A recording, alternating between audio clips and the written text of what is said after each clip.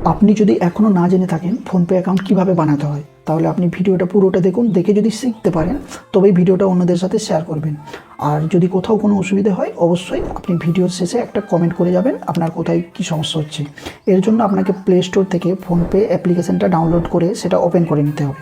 Open করে নেওয়ার পর আপনার ফোনে এরকম একটা ইন্টারফেস আসবে, যেখানে আপনি আপনার মোবাইল নাম্বারটা চাইবে। আপনি এখানে সেই মোবাইল নাম্বারটাই দেবেন যেটা আপনার অলরেডি ব্যাংকে লিঙ্ক করা থাকবে। এই নাম্বারটা দেওয়ার পর আপনি নিচে প্রসিড করবেন। প্রসিড করার পর আপনার নাম্বারে একটা 5 সংখ্যার ওটিপি আসবে।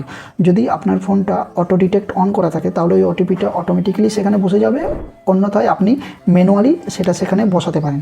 সেটা বসানোর পর নিচে ভেরিফাই করবেন।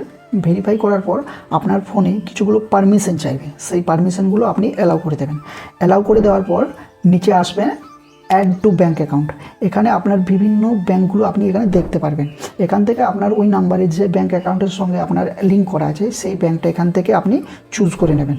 সেটা চুজ করার পর সিলেক্ট করে নিলেই আপনার ওই ব্যাংকের সমস্ত ডিটেলস এখানে চলে আসবে। এটা আসার পর আপনি নিচে প্রসিড টু অ্যাড বলে যে অপশানটা আছে সেটাতে ক্লিক করবেন। সেটাতে ক্লিক করার পর আপনার ওই ব্যাঙ্ক অ্যাকাউন্টটা সাকসেসফুলি সেখানে অ্যাড করা হয়ে যাবে।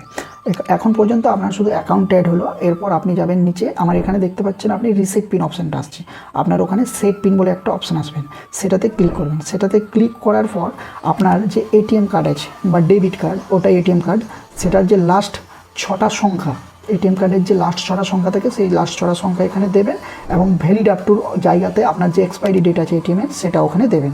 ওটা দেওয়ার পর নিচে প্রসিড করবেন।